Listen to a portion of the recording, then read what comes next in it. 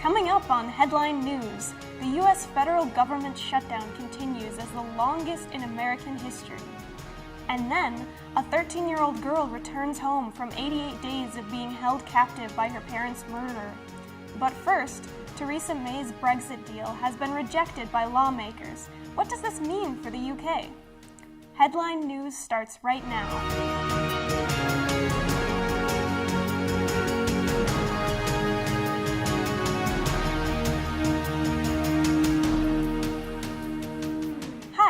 And welcome back to JBCN segment Headline News. This is Anya Wulu reporting this week's top news stories. The UK is in turmoil as Prime Minister Theresa May's agreement with Brussels regarding the community's withdrawal from the European Union was rejected by lawmakers. The Prime Minister now has 3 days to come up with another option. It is very uncertain what may happen next with the UK's withdrawal from the European Union. However, many EU countries are now preparing for the possibility of a no-deal Brexit, causing an abrupt and disorderly withdrawal. More to come on this developing story in the coming weeks. In other news, the U.S. federal government shutdown continues as the longest government shutdown in American history. President Trump demands $5.7 billion in funding for the Mexican border wall that he promised as a part of his campaign in 2016. Trump refuses to fund legislation without the billions in funding he requests for the wall.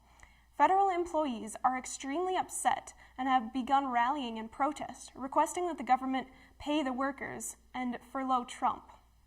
CNN political reporter Stephen Collinson states that if the economic damage from the shutdown starts to add up, it could begin to weigh much more heavily on Trump's political calculations. We will continue to update you on this developing story. Lastly, 13-year-old Wisconsin girl Jayme Closs has returned home after 88 days of being held captive by the man who killed her parents. After witnessing her parents' murders on the night October 15, 2018, she was abducted by 21-year-old Jake Patterson.